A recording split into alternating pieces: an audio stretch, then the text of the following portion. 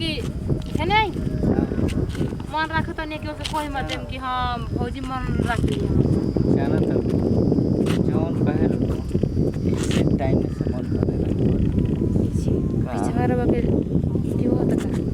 अरे कर कौन चोरी दवा होता कौन भी तबाह जी अरे गाँव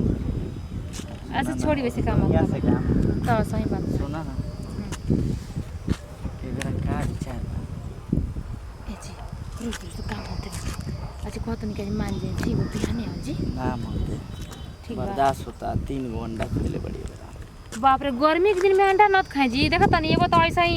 इतना गर्मी चलता लूहाट के चला ऐसा ही फोड़ा फंसी होता रे अंडा मछली मुर्गा ना खइला हम मना नहीं ना खाइए तो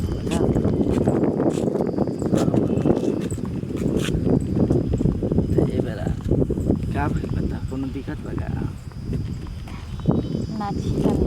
चलते वाली प्रॉब्लम हो गई का हो पेट दुखाता जी अब इतना से पेट मैंने मर्द दुखाता पे तो सुना इशारे ना। काफी है तब फिर जन जोर से मार दे तो खुदे हो आ जाएगा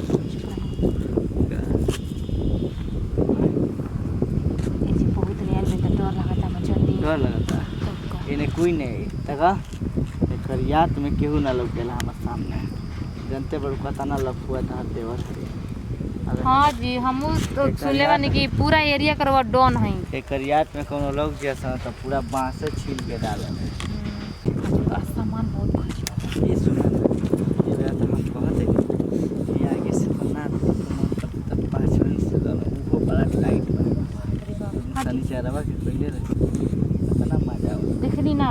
हां तो बाप रे बाप छिला गई का छिला गई बदमाश नहीं बोले सुना हो चलो ना तारा की गढ़िए में डुबकावत